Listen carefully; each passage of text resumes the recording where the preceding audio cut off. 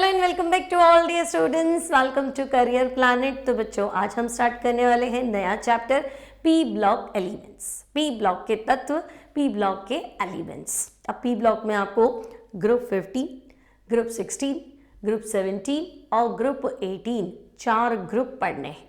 P block शुरू कहाँ से होता है? तो भाई पी ब्लॉक शुरू आपका हो जाता है ग्रुप 13 से। ग्रुप 13 से स्टार्ट होगा, ग्रुप 18 पे खत्म होगा।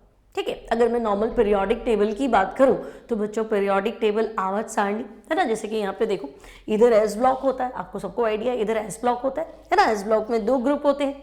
फिर राइट साइड में क्या होता है? तो हम कहेंगे राइट साइड में पी ब्लॉक होता है और बीच में 10 ग्रुप जो है वो डी ब्लॉक के होते हैं, क्योंकि डी 1 to 10 होता है। ठीक है, तो 2 ग्रुप एस ब्लॉक के, 10 ग्रुप डी ब्लॉक के, तो एस और डी मिला के 12 तो हो ही गया। तो समूह 13 से शुरू करना है और समूह 18 पे जाना है। ग्रुप 13 से स्टार्ट करना है बच्चों और ग्रुप 18 पे खत्म करना है। तो ग्रुप 13 से ग्रुप 18 तो हम कहेंगे पी ब्लॉक। कहते किसे है पी ब्लॉक के तत्व? तो भाई ऐसे एलिमेंट जिनमें आखिरी इलेक्ट्रॉन, अंतिम इलेक्ट्रॉन जो है वो पी कक्षक में जाए। अब ठीक है, तो बच्चे पी उपकोष की बात करूं तो 3 कक्षक होते हैं। बेसिक आइडिया था ना कि भाई S2 होता है, S में 2 इलेक्ट्रॉन भरते है ना। तो S ब्लॉक में S1 S2 समूह 1 समूह 2। अब D में, तो D में टोटल 10 इलेक्ट्रॉन भरते हैं, तो D1 से D10 तो हमें 10 ग्रुप बनाने पड़ेंगे। अब P में बच्चों हाईएस्ट P 6 होता है। P में अधिकतम इलेक्ट्रॉन्स की संख्या कितनी होती है? तो हम कहेंगे मैक्सिमम इलेक्ट्रॉन P में 6 होते हैं। तो बेटा P1 से P6 तो टोटल कितने ग्रुप है? तो मैं कहूँगी 6। शुरू कहाँ से होगा? ग्रुप 13। खत्म कहाँ होगा? ग्रुप 18 है ना। और जनरल कॉन्फ़िगरेशन बोलो तो मैं कहूँगी NS2, पहले S तो भर दो। ठीक है, अब देखो D तो थोड़ा नीचे है ना, शुरू का पहला, दूसरा और तीसरा आवर्त है ना। यहाँ तो कोई D है ही नहीं, D तो आपका चौथे आवर्त से शुरू होता है। तो मैं कहूँगी ठीक है NS2 और NP 1 से शुरू करो और 6 तक भर दो। ठीक है, तो आज हम स्टार्ट करने वाले हैं पी ब्लॉक एलिमेंट्स। तो थोड़ा बड़ा चैप्टर है, थोड़ा तो बड़ा है, काफ़ी बड़ा है। ठीक है भाई, दूसरे चैप्टर्स के कंपेयर कर लो तो काफ़ी बड़ा चैप्टर है ना, लेकिन इंपॉर्टेंट है बच्चे। अगर आपने 11th क्लास में केमिकल बॉन्डिंग और क्या बोलते हैं पीरियोडिक टेबल अच्छे से पढ़ा है तो आपका ये चैप्टर निकल जाएगा बहुत अच्छे से। आपको लगेगा कि इसमें क्या है, बिल्कुल सिंपल। और अगर नहीं पढ़ा है तो कोई बात नहीं, हम किस लिए आपको बता देंगे साथ, जो चीज़ 11th की आएगी वो आपको साथ साथ में लेके चलेंगे। ठीक है, तो डरने वाली कोई बात नहीं, अच्छे से पढ़ना। और एक्चुअली ये क्या है कि मतलब थोड़ा डिटेल में पढ़ाऊंगी। देखो अब तो लगभग सिलेबस अपना कंप्लीट है, तो थोड़ा डिटेलिंग में पढ़ाऊंगी ताकि आपके जेई में, नीट में direct cut to cut question बनते। इसमें कोई ऐसा तो है नहीं दिमाग लगाना है, न्यूमेरिकल सॉल्व करना है, बहुत डिटेलिंग, ऐसा कुछ भी नहीं है ना। आपने जो अपने एनसीईआरटी के अकॉर्डिंग पढ़ लिया, डायरेक्ट क्वेश्चन बनेगा, डायरेक्ट आंसर देना है। ठीक है, तो अपन अच्छे लेवल का पढ़ लेंगे, दिक्कत क्या है ना। पढ़ना तो वैसे ही है। अभी मिक्सी में टमाटर डाला है तो चाहे जूस बनाओ चाहे चटनी बनाओ, क्या ही फर्क पड़ जाएगा, क्रश तो होना ही है। तो आ ही गए अब इस चैप्टर में तो अच्छे से पढ़ लेंगे। ठीक है, तो स्टार्ट करते हैं बच्चों पी ब्लॉक एलिमेंट्स। सो पी ब्लॉक के तत्व, तो देखो ऐसे एलिमेंट जिनमें आखिरी इलेक्ट्रॉन पी कक्षक में भरा जाता है। सही, पी ब्लॉक पढ़ रहे हो, डी ब्लॉक पढ़ रहे हो तो आखिरी डी, उसमें n-1 डी लिखते थे, रीजन आपको बता रखा है ना। S तो आखिरी इलेक्ट्रॉन S में भरा जाता है। तो P तो ऐसे एलिमेंट जिनमें लास्ट इलेक्ट्रॉन जो है वो हम P ऑर्बिटल में फिल करें। अब पीरियोडिक टेबल में 13 से 18 तो हम कहेंगे हाँ ग्रुप 1 और 2, बोलो 1 और 2 लेफ्ट साइड में थे ना, तो हम कहेंगे S ब्लॉक, S में 2 आते। फिर ग्रुप 3 से लेके और 12 तो भाई 10 है, 3 को गिनते हुए 12 तक जाओ तो टोटल 10 हो गया, तो वो डी ब्लॉक। और ग्रुप 13 से लेके ग्रुप 18 टोटल 6 है तो पी ब्लॉक। तो पीरियोडिक टेबल में ग्रुप 13 से ग्रुप 18 जो है बच्चों वो पी ब्लॉक को, मतलब पी ब्लॉक जो है ग्रुप 13 से ग्रुप 18 जो है वहां तक चलता है। ठीक है, उसके बाद तो आपको बताना है पी ब्लॉक के तत्वों का सामान्य इलेक्ट्रॉनीय विन्यास। तो हम कहेंगे पहले एस भरी दो फिर पी की बात कर लेना। ठीक है, तो बच्चों पी ब्लॉक के तत्वों का सामान्य इलेक्ट्रॉनीय विन्यास तो मैं कहूँगी NS2, 2 तो यहाँ भर दो। फिर NP 1 से स्टार्ट करो और 6 तक। अब ऐसे लिखा है डैश को छोड़कर, तो डैश कौन है ना भाई, सारे पी ब्लॉक में आखिरी इलेक्ट्रॉन पी में आएगा तो फिर डैश कौन है? तो आवर्त 1 में चलो, लेफ्ट साइड में हाइड्रोजन है ना, और राइट में क्या, हीलियम। तो तुम कहोगे हीलियम तो 1:2 ही है। अब हीलियम 1:2 तो एस ब्लॉक में ही रख लिया होता, पी में क्यों रखा? तो बाकी सारी अक्रिय गैसें तो आपकी इसमें चलेगी, पी ब्लॉक में। फिर हमने पीरियोडिक टेबल जो है वो एटॉमिक नंबर के हिसाब से सेट की है, तो हाइड्रोजन और इनर्ट गैस वहां जाएगी तो हीलियम। तो हीलियम को छोड़ ही दें, चलो एक्सेप्शनल केस मान लेते हैं। बाकी लास्ट इलेक्ट्रॉन जो है वो सबका पी कक्षक में ही जाएगा। ठीक है, तो पहली 3 लाइनों में कोई दिक्कत है क्या? लास्ट इलेक्ट्रॉन पी में फिल करना है। फिर ग्रुप 13 से ग्रुप 18 पी ब्लॉक है और जनरल कॉन्फ़िगरेशन NS2 NP126 है। पी में टोटल 6 इलेक्ट्रॉन भरेंगे, 1 से शुरू करेंगे 6 तक। नाउ स्टूडेंट्स, पी ब्लॉक के एलिमेंट्स को हम रिप्रेजेंटेटिव एलिमेंट्स, प्रतिनिधि तत्व भी कहते हैं, क्योंकि पूरी पीरियोडिक टेबल का रिप्रेजेंटेशन करते हैं। रिप्रेजेंटेटिव एलिमेंट्स ऐसा क्यों है? तो तुम जाओ पी ब्लॉक, है ना, पी ब्लॉक में तुम्हें मेटल भी मिलेगा, तुम्हें नॉन मेटल भी मिलेगा और तुम्हें मेटलॉइड भी मिलेगा, है ना। धातु तो बिल्कुल मिलेगी, धातु। अधातु तो मोस्टली पी ब्लॉक में अधातु ही है, और उपधातु तो सारी पीरियोडिक टेबल में जिगजैग बनाई हुई है ना लाइन, है ना, तो उपधातु। ठीक है, ज्यादातर धातु मैं कह सकती हूँ कि हाँ भैया एस ब्लॉक सारे धातु ही है और डी ब्लॉक भी धातु ही है, लेकिन पी में भी धातु मिलेगा, like bismuth, like PB, like tin, तो ये सब तो धातु ही है ना। उपधातु तो तुमने पढ़ा होगा, बोरॉन है, सिलिकॉन है, जर्मेनियम है, आर्सेनिक है ना, ये सब क्या है? तो हम कहेंगे टेलुरियम वगैरह, ये सब क्या है? ये मेटलॉइड है जिनमें धातु और अधातु के गुण पाए जाते हैं, तो ये सब तो मुझे पी में ही मिला। और अधातु तो जितनी भी गैसेस हैं वो सब नॉन मेटल है, तो सारी गैसेस देख लो आपका, उधर अपन हाइड्रोजन को छोड़ दे तो बाकी देखो हीलियम है, नियॉन है, आर्गन है, क्रिप्टन है, जीनॉन है, रेडॉन है, नाइट्रोजन गैस है, ऑक्सीजन गैस है, फ्लोरीन गैस है, क्लोरीन गैस है, तो ये भी सब तो उधर ही है ना। तो हम कहेंगे सारी गैसें अधातु है, कार्बन भी अधातु है ना, तो इसको भी ले लो फिर। ठीक है, तो मेटल भी मिला, नॉन मेटल भी मिला और मेटलॉइड भी, तीनों तरह के एलिमेंट्स हमें मिल गए, इसलिए हम इन्हें कहते हैं प्रतिनिधि तत्व या रिप्रेजेंटेटिव एलिमेंट्स। ठीक है, आफ्टर दैट तो बच्चों समूह 13 से समूह 18 के तत्व, आप एक एक को लिखना शुरू करो, ग्रुप 13, 14, 15, 16, 17 एंड 18। ठीक है, तो बच्चा ग्रुप 13, समूह 13 याद रखने का तरीका, तो हम कहेंगे समूह 13 हम याद रखते हैं बैंगन, आलू, गाजर, इन, थैला। ठीक है, थैला मतलब TL है, TLE मत कर देना। बैंगन, बोरॉन, आलू, एल्यूमिनियम, गाजर, गैलियम, इन, इंडियम और थैला, थैलियम। अब ग्रुप 13 क्यों नहीं पढ़ना? तो 11 में पढ़े आए, नहीं पढ़ा तो बात अलग है, पर 11 के सिलेबस में ग्रुप 13, ग्रुप 14 11 के सिलेबस में था। ठीक है, तो इस चैप्टर में हमें ग्रुप 13 नहीं पढ़ना। अभी ग्रुप 14 बच्चों, समूह 14, ग्रुप 14, तो बच्चे ये है कहे शिवजी। ठीक है भाई, कहे मतलब कार्बन, शिवजी सिलिकॉन और जर्मेनियम, सुनो पार्वती, सुनो मतलब एसिड, तो बच्चे टिन होता है, पार्वती पीबी होता है। ठीक है, देन बच्चे तो ग्रुप 15, ग्रुप 15 आपका है नए, पुराने और सब भाई। नए नाइट्रोजन, पुराने फास्फोरस और आर्सेनिक, सब Sb और सब भाई, भाई मतलब बिस्मथ, Bi। ठीक है, आफ्टर दैट बच्चों ग्रुप 16, तो ग्रुप 16 आपका है, ग्रुप 16 है O स्टाइल से टीपो। ठीक है, तो बच्चे O मतलब ऑक्सीजन, स्टाइल मतलब सल्फर, से मतलब सेलेनियम, टी मतलब टेलुरियम और पो मतलब पोलोनियम। तो O स्टाइल से टी पो। ठीक है, ऑक्सीजन, सल्फर, सेलेनियम, टेलुरियम और पोलोनियम। नेक्स्ट है बच्चों ग्रुप 17, वन बाय वन हम डिस्कस करेंगे इन सबको, बट एक जनरल आइडिया लिख लेते। तो बच्चे ग्रुप 17 है आपके हैलोजेंस। हैलोजेंस में हम बोलते हैं फिर, कल बाहर आई आंटी, फिर कल बाहर आई aunty, fluorine, chlorine, bromine, iodine and aunty मतलब एस्टेनिन।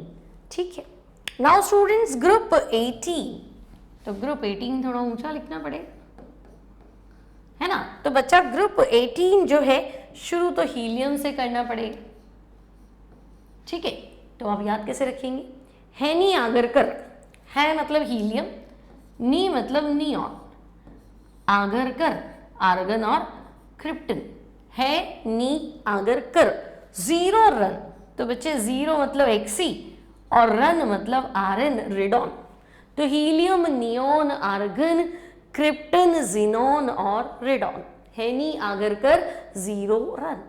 ठीक है, तो these are from group 13 to group 18, समूह 13 से लेके समूह 18। अब थोड़ा सा मेंडलीव का बच्चों आइडिया रखेंगे आप, क्या आइडिया रखना है? तो देखो समूह 13 को मेंडलीव ने बोला था थर्ड ए, ठीक है, ग्रुप 14 को बोला था फोर्थ ए, सब ए ही है।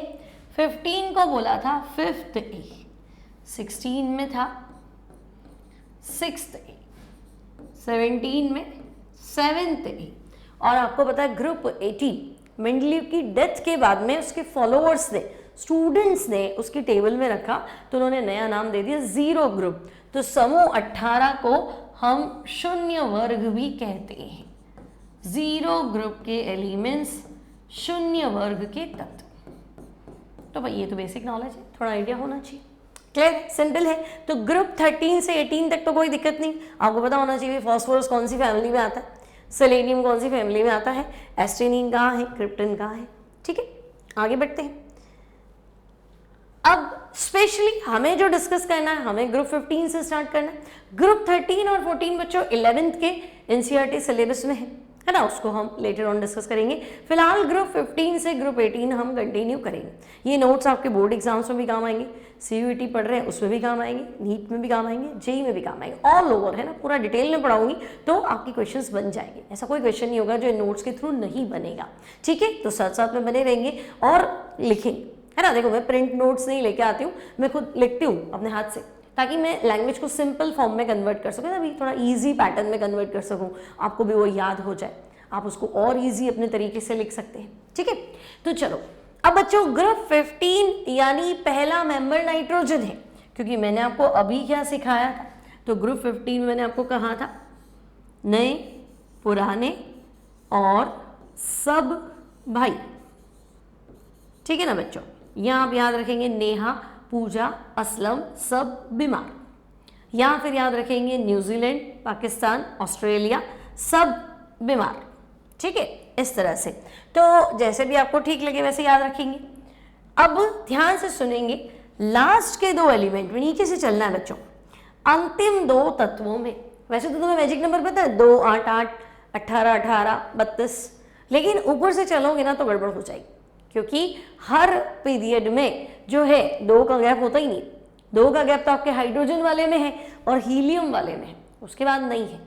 नहीं बात समझ, मतलब उसी में हीलियम है और हाइड्रोजन है, बाकी तो पहला आवर तो खाली पड़ा है, इसलिए 2 वाला नहीं लेते। ठीक है, नीचे से स्टार्ट करते हैं, जो आएगा अपन देखेंगे।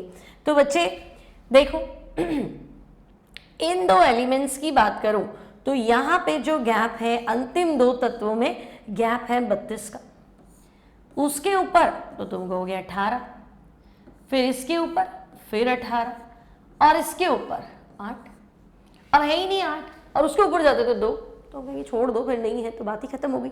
ठीक है, अब ये एलिमेंट्स तो हो गए नाइट्रोजन, फास्फोरस, आर्सेनिक, एंटीमनी और बिस्मथ। एटॉमिक नंबर तो बच्चे 1 से 10 तक तो याद है, hydrogen, helium, lithium, beryllium, boron, carbon 6, nitrogen 7। कोई पूछ ले कि भाई नाइट्रोजन का परमाणु क्रमांक बताओ, तो बता ही दोगे कि नाइट्रोजन का परमाणु क्रमांक है 7। अब बच्चों 7 और 8, 7 एंड 8, तो हम कहेंगे 15। तो फास्फोरस का परमाणु क्रमांक 15, 15 और 18 कितना हुआ 33। ठीक है, 33 और 18 कितना हुआ 39 और 40, 42, 52 हुआ क्या। ठीक है, और बिस्मथ 32 और जोड़ दो तो 50 और 80 और कितना हुआ 84। क्लियर? तो बच्चे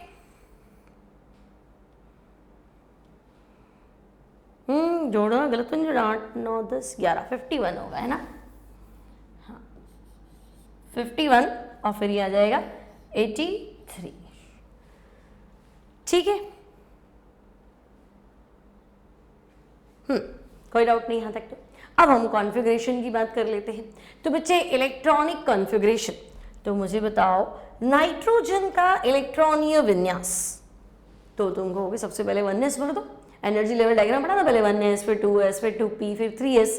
ठीक है, तो ज़्यादा नहीं 10 तक तो भरना आना चाहिए। तो हम कहेंगे हाँ 1s2 लिख देते, तो 1s2 थोड़ा लिखते हैं, हम क्या लिखते हैं हीलियम, तो 1s2 की जगह लिख दो हीलियम। फिर 1s2 2s2, तो बेटा 1s2 2s2, 1s2 मतलब हीलियम 2 और 2s2 मतलब 4 और 2p, तो 2p3, 4 और 3 कितना हुआ 7, तो 1s2 2s2 2p3, 2 + 2 + 3 7 भरने तो हम कहेंगे हाँ इलेक्ट्रॉनीय विन्यास। साथ ही परमाणु क्रमांक है, परमाणु क्रमांक मतलब नाभिक में प्रोटॉन की संख्या। तो बच्चे नाभिक में जितने प्रोटॉन होंगे बाहर इलेक्ट्रॉन भी तो उतने ही होंगे, क्योंकि एटम तो न्यूट्रल होता है, जितना प्लस उतना माइनस। तो तुम कहोगे नहीं मैं तो 7 प्रोटॉन है, तो 7 प्रोटॉन है तो 7 इलेक्ट्रॉन तो कंपल्सरी है, न्यूट्रल कैसे होगा? ठीक है, तो हम कहेंगे ओके 7 तो भर दिए। अभी चाहो फॉस्फोरस, तो तुम कहोगे 15, तो यहाँ तो पूरा चलो 1s2 2s2 2p6 3s2 3p3, और इतना नहीं जाना है तो छोड़ो कोई बात नहीं।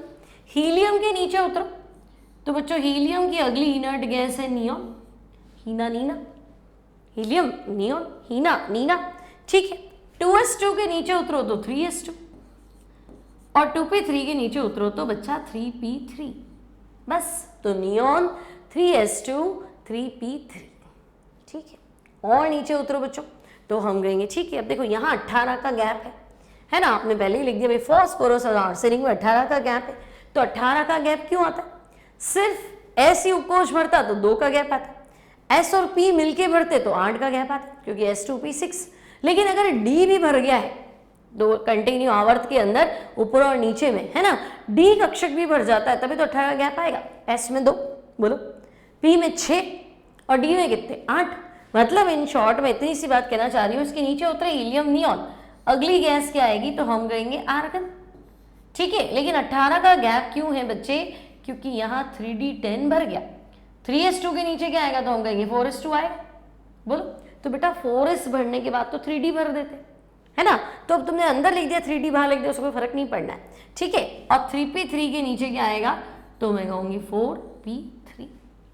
ठीक है, तो D10 क्यों समझे ना, 18 का गैप आ गया। और नीचे उतरो तो helium clear, neon clear, argon clear, आगे उतरो तो हम कहेंगे क्रिप्टन। अब यहाँ पे भी तो 18 का ही गैप है, देखो, है ना। फॉस्फोरस और आर्सेनिक में 18 का ही गैप था, आर्सेनिक और एंटीमनी में तो फिर 18 का गैप था। ठीक है, तो अब तुम क्या करोगे, एंटीमनी भरना, 18 का गैप है मतलब एक D और भर जाएगा, तो 3d10 के नीचे उतर जाओ, तो 3d10 के नीचे उतरेंगे तो 4d10, 5s2 5p3। ठीक है, बस एक एक कोश उतरते जाओ। नेक्स्ट देखो तो तुम कह रहे नहीं 32 का गैप आ गया, तो 32 का गैप क्यों आता है? तो देखो S और P तो भरते ही है, एक आवर्त में जाओगे तो S और P तो पूरा ही भरना पड़ेगा। अब D आएगा तो भरेंगे और नहीं आएगा तो मत ही भरो। तो हम कहेंगे नहीं 18 का गैप है मतलब D आया ही था। फिर 18 का गैप है तो हमने कहा 3D आया तो 4D भी आया होगा। फिर वो कहना नहीं 32 का गैप है, तो 32 का गैप कब आया होगा? जब बीच में हाफ ब्लॉक भी भर गया होगा। गिनो, S के 2, P के 6, D के 10, 18 और F के 14, तो 18 और 14 कितना हो गया? तो हम कहेंगे 18 और 14 32 हो गया, बस। तो यहाँ अगला जो है helium, neon, argon, krypton. Next है बच्चों जीनॉन। ठीक है, 4d10 के नीचे क्या आएगा तो हम कहेंगे 5d10, लेकिन F कक्षक तो पहले ही आ गया होगा, तो 4f14 5d10 6s2 6p3। अब आपको लगा होगा कि पहले आपको 6s लिखना चाहिए था, पहले 6s भरता है, फिर 4f भरता है, फिर 5d भरता है, आपने ऐसे लिख दिया। तो बच्चा मुझे क्या अभी बाह्यतम कोश का विन्यास दिखाना है। देखो S2p3, यू नो नाइट्रोजन में क्या है S2p3, नेक्स्ट में भी S2p3, फिर S2p3 S2p3, तो एक फैमिली दिखा रही हूँ ना, इसलिए मैंने आगे पीछे लिखा है। कोई फर्क नहीं पड़ता है ना, कॉन्फ़िगरेशन सही होना चाहिए। तो यहाँ तक समझ में आ गया कि भाई नाइट्रोजन फैमिली ये रही, है ना। अब हम नाइट्रोजन परिवार, देखो पहला मेंबर क्या है, नाइट्रोजन, तो वही परिवार होता है ना। अपन कहते हैं शर्मा परिवार, वर्मा परिवार, एक्स परिवार, वाई परिवार, तो सबसे सीनियर होता है उसी के हिसाब से चल रहा है। तो पहला मेंबर आपका नाइट्रोजन है, तो इसके नाम से चलेगा नाइट्रोजन परिवार। मतलब बोरॉन परिवार, कार्बन परिवार कक्षा 11 में पढ़ ली होगी। अब नाइट्रोजन परिवार से शुरू करना है। तो सबसे बड़ा ग्रुप जो आपको डिटेलिंग में पढ़ना है ना, वो नाइट्रोजन वाला ही पढ़ना है, ठीक है। उसके बाद में हैलोजन थोड़ा सा रहता है ना, तो थोड़ा टाइम लगेगा इसको पढ़ने में। यहाँ तक सबका क्लियर है, आगे बढ़ जाओ। तो देखो अब अगर मैं नाइट्रोजन फैमिली में जाऊं तो बच्चे पहले था नाइट्रोजन फॉस्फोरस। तो नाइट्रोजन फॉस्फोरस, नाइट्रोजन तो गैस है, फॉस्फोरस वैक्सी सॉलिड, मोम जैसा ठोस है। तो मैं कहूंगी ये दोनों नॉन मेटल है भाई, ये दोनों क्या है, अधातु है, ठीक है। और नीचे उतरो, आर्सेनिक एंटीमनी। तो बेटा आर्सेनिक और एंटीमनी ये दोनों उपधातु है, मेटेलॉइड। कुछ गुण धातुओं के ले लेते हैं, कुछ गुण अधातुओं के ले लेते हैं, तो ये है मेटेलॉइड यानी कि उपधातु, मेटेलॉइड। और नीचे उतरेंगे बच्चे बिस्मथ और मास्कोवियम।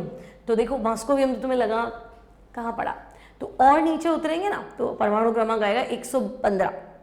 32 का गैप ले लो, देखो यहाँ कितना है 83 है ना, तो 32 का गैप ले लो। तो 83 में 32 ऐड कर दो, 85, 95, 105, 115, ठीक है। तो 115 पे आएगा MC मास्कोवियम, ठीक है। तो ये मैन मेड एलिमेंट है, सिंथेटिक एलिमेंट है। अब आपको पता है पूरे 118 तक तो पहुंच ही गए, है ना, क्योंकि सारे मानव निर्मित तत्व हो गए। अब वो ज़्यादा इनकी केमिस्ट्री हम डिटेल में पढ़ नहीं सकते क्योंकि इनकी हाफ लाइफ बहुत कम होती, स्थायी नहीं होते, है ना, अर्ध आयुकाल बहुत छोटा होता है, तो फिर उनको डिटेल में पढ़ नहीं पाते, उनका ज़्यादा रसायन हमें ज्ञात नहीं है, ठीक है। लेकिन आपको देखो पहले 2 मेंबर मिले अधातु, फिर आपको मिले उपधातु, और फिर क्या मिले, तो हम कहेंगे धातु, सॉरी हाँ धातु। तो देखो ग्रुप में जैसे जैसे ऊपर से नीचे जाते हैं तो अधात्विक गुण उपधात्विक से होते हुए धात्विक में बदल जाते हैं, तो हम कहेंगे हाँ ये तो हमने देखा। और ये मास्कोवियम परमाणु क्रमांक 115 संश्लेषित तत्व है, मानव निर्मित तत्व है। तो बच्चों आपको नॉन मेटल भी मिला, मेटेलॉइड भी मिला और मेटल भी मिल गया, ठीक है। नेक्स्ट ग्रुप के बारे में और जानते हैं। तो देखो ग्रुप 15 एलिमेंट्स में नाइट्रोजन को डिस्कस करें तो बच्चे प्रकृति में नाइट्रोजन कितना परसेंट है, प्रकृति में नाइट्रोजन कितना परसेंट है बोलेंगे, सुना ही नहीं दे रहा, 78%, 78% अमाउंट में पाई जाती है, ठीक है। अर्थ क्रस्ट जमीन के अंदर भूगर्भ में भूपर्पट्टी में, है ना, नाइट्रोजन खनिज के रूप में। अब नाइट्रोजन के खनिज तो देखो एक तो है चिली सॉल्ट पीटर, एक है इंडियन सॉल्ट पीटर, नाम एक जैसे। अब दूसरा क्या है कि एक सोडियम नाइट्रेट है ना, और एक पोटेशियम नाइट्रेट है, एक NaNO3 है, एक KNO3 है। तो अभी याद कर लेता बच्चा, फिर एग्जाम में जाता तो अच्छा NaNO3 चिली था कि सॉल्ट था, उसको पता तो होता है एक तो NaNO3 और एक KNO3, लेकिन फिर वो अटक जाता है अच्छा Na वाला क्या था, चिली था, नहीं इंडियन था, चिली था, के वाला क्या था, इंडियन था, नहीं सोडियम चिली था। तो परेशान हो जाता कि हुआ क्या।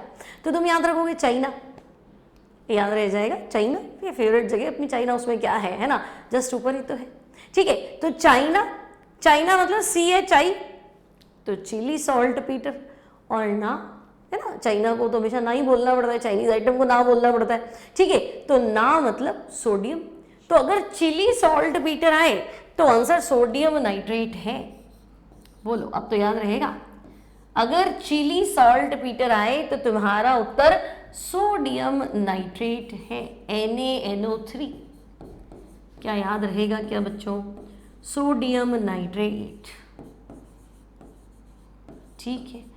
और अगर क्या आ जाए, इंडियन सॉल्ट पीटर आ जाए तो बचा हुआ, तो बचा हुआ क्या है, तो हम कहेंगे बचा हुआ है KNO3 पोटेशियम नाइट्रेट, बोलेंगे किसी को कोई तकलीफ हो तो, पोटेशियम नाइट्रेट, ठीक है। तो नाइट्रोजन के 2 खनिज लिखो तो लिख दो चिली सॉल्टपीटर और इंडियन सॉल्टपीटर। फिर हमारी बॉडी में नाइट्रोजन कैसे होगी, तो हमारी बॉडी में nitrogen in the form of protein, है ना। नाइट्रोजन क्या, प्रोटीन। प्रोटीन क्या होता है, तो तुम कहोगे कि ना प्रोटीन अमीन, प्रोटीन जो है वो अमीनो एसिड का बहुलक है, तो अमीनो एसिड मतलब अमीनो ग्रुप तो होना ही चाहिए। तो अमीनो ग्रुप में क्या आता है, NH2, और NH2 में N क्या है, नाइट्रोजन। तो हमारी बॉडी में नाइट्रोजन है, बिल्कुल है, और बहुत ज़्यादा है ना, प्रोटीन के रूप में, और बहुत ज़रूरतमंद है हम प्रोटीन के, ठीक है। तो प्रोटीन के रूप में पाई जाती है। क्लियर, सिंपल सिंपल चीज़ें हैं, ठीक है। आगे बढ़ते हैं। नेक्स्ट है बच्चों, फॉस्फोरस किस फॉर्म में होता है, तो फॉस्फोरस प्रकृति में आपको फॉस्फोराइड फॉर्म में मिलेगा, फ्लोरएपेटाइट फॉर्म में मिलेगा, क्लोरएपेटाइट। अब ये सब क्या है भाई, फॉस्फोराइट, क्लोरएपेटाइट, फ्लोरएपेटाइट। तो देखो कैल्शियम फॉस्फेट को फॉस्फोराइट बोलते हैं। क्या तुम्हें मेरी बात समझ में आ गई, कैल्शियम फॉस्फेट को क्या बोलेंगे, तो भाई कैल्शियम फॉस्फेट को हम फॉस्फोराइट बोलते हैं। तो तुम्हें पता है ना, ये 3 2 इधर आएगा और ये 2 उधर जाएगा, तो जो फॉर्मूला बनाने वाली हूं मैं वो कुछ ऐसा बनेगा, 3 इधर ले लूं तो Ca3 PO4, है ना, और क्या आ जाएगा होल 2, तो इसे बोलेंगे फॉस्फोराइट, कैल्शियम फॉस्फेट। दिख गया, 3 इधर आएगा 2 उधर जाएगा, 9th में सीखा होगा, ऐसे मत करना, ठीक है, 9th 10th में सीखा है ना। नेक्स्ट फ्लोरएपेटाइट, तो आप कैल्शियम फॉस्फेट तो लिखिए, कैल्शियम फॉस्फेट तो लिखिए, फ्लोरएपेटाइट है तो साथ में कैल्शियम फ्लोराइड लिखो, ठीक है। अब जहां 3 है ना उसके आगे 3 लिख दो, अब याद करना पड़ेगा। तो मैं जैसे याद करती हूँ तो मैं सिखा देती हूँ, मैंने ऐसे याद रखा, तुम भी ऐसे याद रखो, क्योंकि मैं टीचर हूँ, मेरे पास तो रिस्ट्रिक्शन है, भूल नहीं सकती। तो फिर तुम स्टूडेंट हो, तुम्हारा तो नंबर कटेंगे, है ना। मैं तुम्हें चेक कर लूँगा बेटा, चेक करके बताती हूँ, लेकिन तुम्हें तो एग्जाम में बताएगा नहीं। तो जैसे मैंने याद रखा वैसे तुम याद रखो भी। चिली सॉल्टपीटर, इंडियन सॉल्टपीटर, मैं बहुत कंफ्यूज हूँ यार, चिली कौन था, इंडियन कौन था। तुम तो बच्चे हो, तुम तो होगी, तो मैंने याद रख लिया, हाँ चाइना, तो मतलब चिली मतलब ना, चाइना को ना ही बोल रहा है, तो चिली मतलब ना यानी सोडियम नाइट्रेट, तो बच्चा हुआ इंडियन अपना पोटेशियम नाइट्रेट। सिमिलरली जहाँ 3 है उसके आगे 3 कर दो, ठीक है। नाउ स्टूडेंट्स क्लोरएपेटाइट, तो कैल्शियम फॉस्फेट तो चाहिए भाई, अब तुम्हें समझ में भी आ गया, साथ में क्या चाहिए, तो साथ में कैल्शियम क्लोराइड चाहिए, ठीक है। अभी जिसके आगे 3 है, जिसके पास 3 है उसको 3 दे दो, नक्की कर, ठीक है। ये अब बच्चों फॉस्फोरस हमारी बॉडी में, तो हम कहेंगे देखो अस्थियों में है, दांतों में है, मस्तिष्क में है, न्यूरॉन्स में है। फिर फॉस्फोरस और प्रोटीन का कॉम्बिनेशन फॉस्फोप्रोटीन, तो ये आपको सबसे ज़्यादा मिलेगा दूध में, एग्स में और फिश में। तो अंडे खाओ, दूध पियो या फिश खाओ, ठीक है, या फिर वो टोफू या पनीर या सोया वगैरह उनमें भी, ठीक है। तो ये आपको ध्यान रखना है, फॉस्फोप्रोटीन यही है ना, उनमें जो प्रोटीन होता है, फॉस्फोप्रोटीन के सोर्सेज आपके ये हैं, क्लियर। तो नाइट्रोजन किस रूप में होता है, हमारी बॉडी में किस फॉर्म में होता है, फॉस्फोरस पृथ्वी पे कैसे मिलेगा, प्रकृति में कैसे मिलेगा, हमारी बॉडी में किस फॉर्म में मिलेगा, यहाँ तक की सारी बातें क्लियर है। नेक्स्ट आते हैं बच्चों, अब हम ग्रुप 15 के एलिमेंट्स को 1 बाय 1 डिस्कस करें, तो जनरल ट्रेंड्स डिस्कस कर रहे हैं, परमाणु त्रिज्या, आयनन एंथैल्पी और विद्युत ऋणता। तो अब मुझे बताओ परमाणु त्रिज्या, पहला पॉइंट अगर मैं डिस्कस करूं परमाणु त्रिज्या, तो बच्चे एक वर्ग में ऊपर से नीचे जाएंगे, तो ये तो क्लियर है परमाणु का आकार बढ़ेगा। क्यों बढ़ेगा भाई, तो चलो देख ही लेते हैं परमाणु का आकार क्यों ही बढ़ना चाहिए। ये आ जाते हैं, देखो बाह्यतम कोश 2 है क्या, बाह्यतम कोश क्या है 2:2p3, मतलब ये पहला और ये दूसरा, है ना, ये n बराबर 1 और ये n बराबर 2। यहाँ आ जाओ तो भाई ये नाभिक था। अब तुम कह रहे हो नहीं यहाँ बाह्यतम कोश 1 2 और 3 है, यहाँ आओ तो भाई 1 2 3 और 4 है, यहाँ जाओ तो 1 2 3 4 और 5 है, और नेक्स्ट में जाओ बच्चे तो 1 2 3 4 5 और 6 है। तो दिख रहा है ना, जैसे जैसे नीचे उतर रहे तो कमरों की संख्या बढ़ रही। पहले ही रूम तक बात खत्म हो गई थी, दूसरा रूम, 2 रूम है इस घर में, 3 है, 4 है, 5 है, 6 है। तो भाई जैसे जैसे नीचे उतर रहे हैं बाह्यतम कोशों की संख्या एक एक इकाई से बढ़ रही, दिख रहा है 2 का 3 3 का 4, तो हम कहेंगे तो बाह्यतम कोश तो फिर आगे से आगे बढ़ रहा है, तो फिर आकार तो बढ़ना ही है, तो बस सिंपल एंड शॉर्ट तरीके से बताओ कि भाई आप ग्रुप 15 में गए अप टू डाउन तो क्या हुआ। तो हम कहेंगे हम ग्रुप 15 में अगर जाएंगे ऊपर से नीचे, है ना, तो समूह 15 में,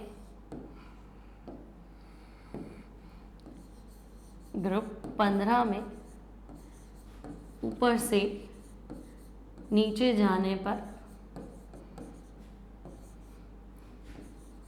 ऊपर से नीचे जाने पर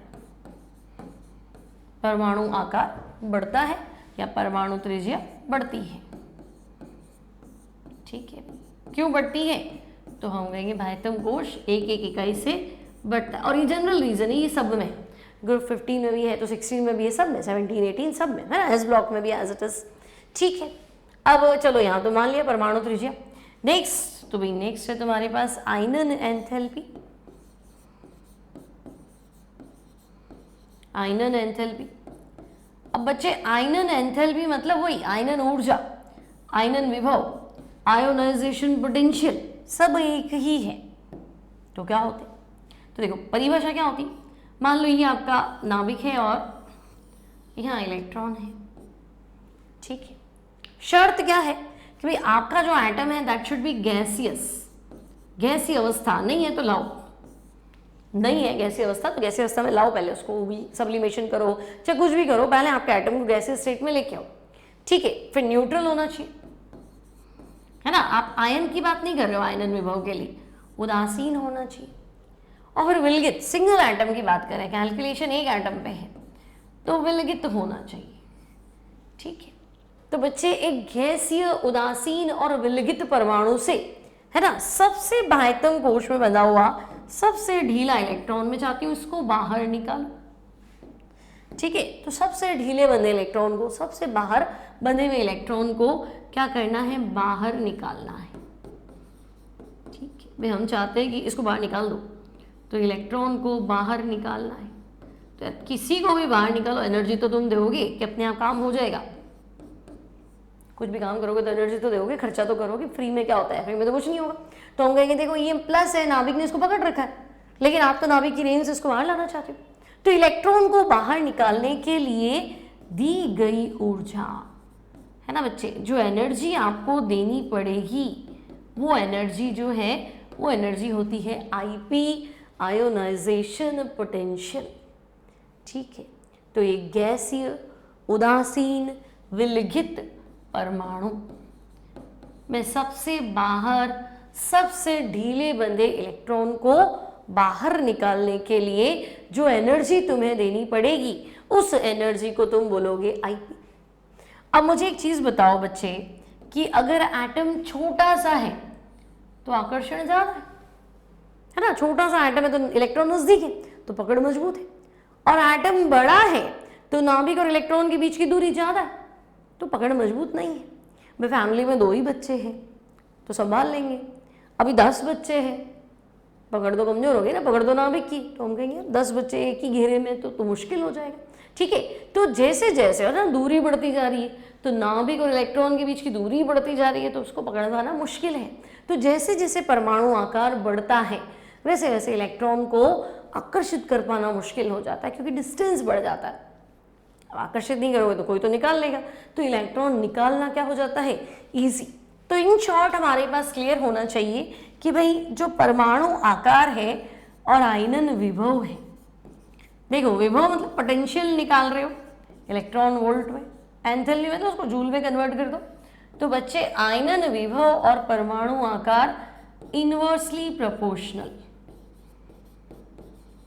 ठीक है, आयनन विभव और परमाणु आकार क्या होते हैं? व्युत्क्रमानुपाती होती है। इनवर्सली प्रोपोर्शनल मतलब 1 परमाणु आकार, यानी ये नीचे है ना, अगर ये चीज बढ़ेगी तो ये घटेगी और ये घटेगी तो ये बढ़ेगी।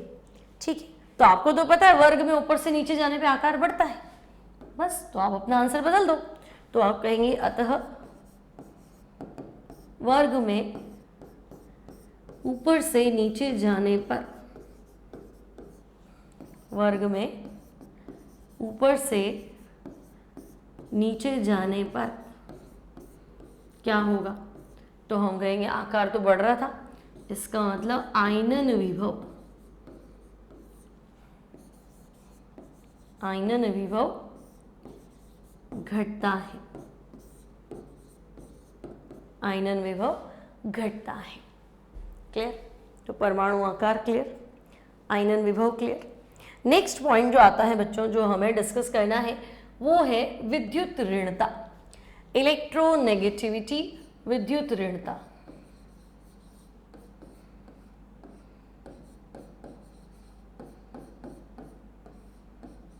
ठीक है, अब देखो विद्युत ऋणता, तो विद्युत ऋणता परमाणु आकार के विद्युत क्रमानुपाती है ना। परमाणु जितना बड़ा होगा तो इलेक्ट्रॉन को अट्रैक्ट करने की टेंडेंसी कम होगी।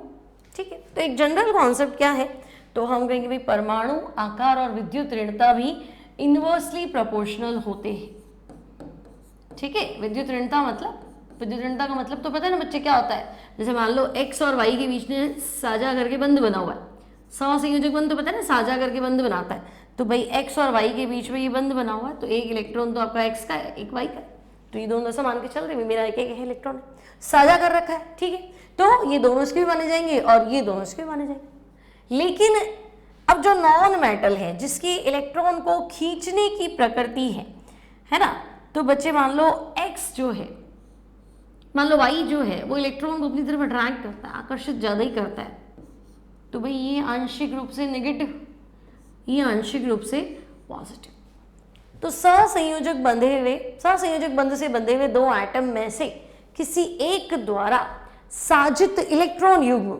मतलब एक तो खुद का ही हो तो उसको पता ही है ना, साजित इलेक्ट्रॉन युग्म दूसरे वाले को भी अपनी तरफ क्या खींचना, अट्रैक्ट करना, इस टेंडेंसी को इलेक्ट्रोनेगेटिविटी कहते हैं। ठीक है भाई, तो ये इलेक्ट्रोनेगेटिविटी विद्युत ऋणता। अब तुम बताओ, परमाणु आकार बढ़ेगा तो विद्युत ऋणता घटेगी, तो विद्युत ऋणता परमाणु आकार के व्युत्क्रमानुपाती होती है, इनवर्सली प्रोपोर्शनल होती है। ठीक है, विद्युत ऋणता परमाणु आकार के व्युत्क्रमानुपाती। अब आपने तो अभी पढ़ा था, वर्ग में ऊपर से नीचे जाएंगे, तो बच्चों वर्ग में ऊपर से नीचे जाने पर,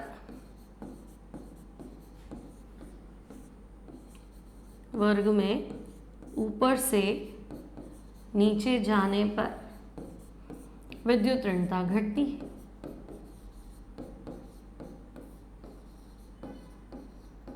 ठीक है, विद्युत ऋणता घटती है। क्यों? तो हमने पहला ही पॉइंट पढ़ लिया था, ऊपर से नीचे जाएंगे तो परमाणु आकार बढ़ेगा तो विद्युत ऋणता घटेगी। अब आप तो कुल मिला के इतना बता दो कि भाई नाइट्रोजन की विद्युत ऋणता कितनी है, तो बच्चे नाइट्रोजन की विद्युत ऋणता है 3, फॉस्फोरस की कितनी है, तो 2.1 है ना, आर्सेनिक की कितनी है, तो भाई 2। सबकी याद रखनी जरूरी नहीं है, ये नाइट्रोजन फॉस्फोरस बहुत है। ठीक है, फिर एंटीमनी और बिस्मथ की कितनी है, तो बहुत ज़्यादा फर्क आता नहीं है, जैसे जैसे नीचे जाते हैं फर्क कम हो जाता है ना, 3 और 2.1 काफ़ी फर्क आ गया, फिर इतना ज़्यादा फर्क आता नहीं है। मात्रकहीन है इसलिए मात्रक नहीं लिखा, ये मत सोच लो मात्रक को लिखा ही नहीं। अरे विद्युत ऋणता इलेक्ट्रॉन को आकर्षित करने की प्रवृत्ति, तो आप किसी से कितना अट्रैक्ट हो रहे हो, कौन आपको कितना अपनी तरफ खींच रहा है, तो उसका मात्रक क्या है, प्रवृत्ति है, टेंडेंसी है। ठीक है, तो ये हो गया आपका थर्ड पॉइंट। 3 पॉइंट हमें डिस्कस करने थे, है ना। 3 पॉइंट क्या डिस्कस करने थे बच्चे, तो हमें डिस्कस करना था एटॉमिक साइज, आईपी और इलेक्ट्रोनेगेटिविटी। तो ऊपर से नीचे विद्युत ऋणता बढ़ेगी, आयनन विभव घटेगा, सॉरी परमाणु आकार बढ़ेगा, आयनन विभव घटेगा, विद्युत ऋणता घटेगी। ठीक है, जल्दी जल्दी में गलत तो नहीं बोल दिया।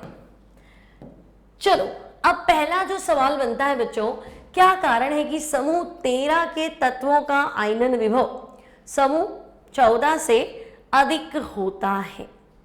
ठीक है, तो लेफ्ट टू राइट जाएंगे तो वैसे भी आयनन विभव तो बढ़ना ही चाहिए था, है ना। क्वेश्चन को थोड़ा और ठीक कर लेते हैं, समूह 16 से अधिक होता है। ठीक है, क्योंकि 15 का आयनन विभव 14 से तो ज्यादा ही है, तो नई चीज क्या है, तो हम कहते हैं अच्छा ठीक है, समूह 16 से अधिक होता है। इस क्वेश्चन को तुमसे ऐसे भी पूछा जा सकता था, या करके नाइट्रोजन का आईपी ऑक्सीजन से अधिक है क्यों, क्योंकि ये अपवाद है, ऑक्सीजन से अधिक है क्यों, क्योंकि देखो अगर तुम लेफ्ट टू राइट गए हो तो आकार घट रहा है, आपको पता है, ऊपर से नीचे आकार बढ़ रहा है, तो आवर्त में बाएं से दाएं जाने पे तो हम कहेंगे आकार जो है वो घटेगा। तो बच्चे आकार घटेगा तो आयनन भी वो बढ़ेगा ना, सीधी बात। तो फिर यहाँ गड़बड़ क्यों हुई? 15 का आईपी ज़्यादा है ना, 15 के तत्वों का आईपी 16 से ज़्यादा है, जबकि 16 का ज़्यादा होना चाहिए था। तो हम एक जनरल कॉन्सेप्ट लिखते हैं ग्रुप 15, ठीक है, और एक हम लिख लेते हैं ग्रुप 60। तो बच्चे ग्रुप 15 का सामान्य इलेक्ट्रॉनीय विन्यास हमने पढ़ा था, क्या पढ़ा था? NH2 NP3, है ना, अभी हमने पढ़ा था ना S2P3 S2P3। देखो जब हमने ग्रुप 15 को शुरू किया था तो हमने जनरल ट्रेंड क्या पढ़ा था, मैंने तुम्हें बताया था, मैंने ऐसे इसलिए लिखा है ताकि आपको दिखे S2P3 S2P3 S2P3, ठीक है। तो बच्चों समूह 15 के तत्वों का सामान्य इलेक्ट्रॉनीय विन्यास क्या होता है? तो हम कहेंगे S2P3 और आगे जाएंगे तो एक बढ़ा दो NH2 NP4। अब मुझे बताओ P में पूर्ण पूरित क्या होता है? P को पूरा भर दो तो तुम कहोगे 6 इलेक्ट्रॉन भर दो। P पूर्ण पूरित कब होगा? जब P 6 कर दोगे, है ना। P में 6 इलेक्ट्रॉन भर दो। और अर्धपूरित तो मैं कहूंगी P3। तो P3 मुझे सुना सुना लगा, मेरे को लगा ये तो P3 है भाई, है ना। तो बच्चे NH2 NP3 तो मैं कहूंगी ये विन्यास तो मुझे अर्धपूरित नजर आ रहा है, ठीक है। तो बच्चे ये है अर्धपूरित इलेक्ट्रॉनीय विन्यास। और अर्धपूरित तो मैंने पढ़ा ज्यादा स्थायी होता है, अधिक स्थायी, आप जिससे कंपेयर कर रहे हो उससे तो ज्यादा स्थायी, है ना। और अगर अधिक स्थायी है तो इलेक्ट्रॉन निकालना कठिन है, ठीक है। इन सारे पॉइंट्स को मिला के आंसर बनाओगे नहीं, अब तुम 12th में हो, आंसर खुद बनाओगे, है ना। तो अधिक स्थायी है तो इलेक्ट्रॉन निकालना कठिन है, और अगर इलेक्ट्रॉन निकालना कठिन है मतलब आईपी का मतलब ही क्या था? आईपी मतलब इलेक्ट्रॉन निकालना, ठीक है। तो हम कहेंगे इलेक्ट्रॉन निकालना कठिन है मतलब आईपी ज्यादा है। जबकि NH2 NP4 तो मैं कहूंगी ये अपेक्षाकृत कम स्थायी विन्यास है ना भाई, अर्धपूरित से तो कम ही है, वो P3 है, आधा भरा हुआ है, आधा भरा हुआ मतलब सिमेट्रिक है, सिमेट्रिक डिस्ट्रीब्यूशन ऑफ इलेक्ट्रॉन है, एक एक एक सममिति है ना। तो हम कहेंगे उसके कंपैरेटिवली ये कम स्थायी है, तो अपेक्षाकृत कम स्थायी विन्यास, ठीक है। अब बच्चे अगर अपेक्षाकृत कम स्थायी विन्यास है तो इलेक्ट्रॉन निकालना अपेक्षाकृत आसान, तो जब कंपेयर ही करो तो पूरा ही करो। तो इलेक्ट्रॉन निकालना जो है उसके मुकाबले यहाँ क्या है? इजी है। और अगर इलेक्ट्रॉन निकाल लिए तो फिर आईपी क्या हो जाएगा? तो हम कहेंगे आईपी कम हो जाएगा, है ना। इसका आईपी कम है, ग्रुप 16 का आईपी कम है एज कंपेयर टू ग्रुप 15। समझ में आ गया? अब मान लो तुम्हें कहेगी नहीं ऐसा आ जाता नाइट्रोजन ऑक्सीजन, तो सेम आंसर लिखना है बच्चों। अगर नाइट्रोजन होता तो तुम लिखते 2s2 2p3, बोल। और ऑक्सीजन होता तो तुम क्या लिखते? 2s2 2p4। आगे हीलियम लिख दो। बाकी चीजें तो सेम ही लिखनी थी ना, कि भाई नाइट्रोजन का सामान्य विन्यास ये है, हाफ फिल्ड है, स्टेबल है, इलेक्ट्रॉन निकालना मुश्किल है इसलिए आईपी ज्यादा है। ऑक्सीजन का सामान्य इलेक्ट्रॉन विन्यास ये है, उसके कंपैरेटिवली कम स्थायी है, उसके कंपैरेटिवली इलेक्ट्रॉन निकालना आसान है, यानी आईपी क्या है? कम। सिंपल, कोई तकलीफ नहीं यहाँ तक, ठीक है। आगे देखते हैं और क्या है हमारे पास। तो अब है तुम्हारे पास भौतिक गुण। तो बच्चों देखो ग्रुप 15 नाइट्रोजन परिवार में सभी तत्व बहुपरमाणुक है, मतलब N2 P4 इस तरह से, ना। आर्सेनिक मल्टीपल बॉन्ड बनाते हैं। फिर नाइट्रोजन गैस है, बाकी सारे आपको सॉलिड स्टेट में मिलेंगे, ठीक है। फास्फोरस मैंने आपको बताया ही था, मोम जैसा ठोस होता है। फिर नाइट्रोजन के अलावा सभी एलोट्रोपी दर्शाते हैं, अपरूपता। अब ये लाइन एनसीईआरटी की है। वैसे अगर अपन डिटेलिंग पढ़े ना नाइट्रोजन की, तो नाइट्रोजन 2 प्रकार के क्रिस्टलीय रूपों में पाया जाता है जब हम उसको ठोस में कन्वर्ट करेंगे, अल्फा और बीटा। लेकिन एनसीईआरटी के अकॉर्डिंग कि भाई नाइट्रोजन को छोड़ दो क्योंकि तो गैस मान के चल रहा है, तो फिर गैस में तो कोई अपरूपता मानेंगे नहीं, है ना। तो उसके अलावा सारे एलिमेंट्स में क्या है? तो बच्चे अपरूपता, एक से अधिक अपरूप, एक से अधिक रूप, मतलब जैसे तुमने वो सफेद फास्फोरस, लाल फास्फोरस, काला फास्फोरस, पीला एंटीमनी, है ना, धात्विक एंटीमनी, इस तरह से चलता रहता है, ठीक है। तो एक से ज्यादा रूप भी पाए जाते हैं। तो ये आपकी फिजिकल प्रॉपर्टीज है, ठीक है। इसके बाद में है बच्चे समूह 15 के तत्वों के रासायनिक गुण। तो पहला है ऑक्सीकरण अवस्था। अब मुझे बताओ समूह 15 के तत्वों का, समूह 15 के तत्वों का सामान्य इलेक्ट्रॉनीय विन्यास। ठीक है, तो बच्चे समूह 15 के तत्वों का सामान्य इलेक्ट्रॉनीय विन्यास जो है वो है NH2NP3। ठीक है, NH2NP3 है। अर्थात बाह्यतम कोश में गिन लो कितने इलेक्ट्रॉन दिख रहे हैं, तो हम कहेंगे S में 2 और P में 3। तो बाह्यतम कोश में अधिकतम 5 इलेक्ट्रॉन है, अधिकतम 5 इलेक्ट्रॉन पाए जाते हैं।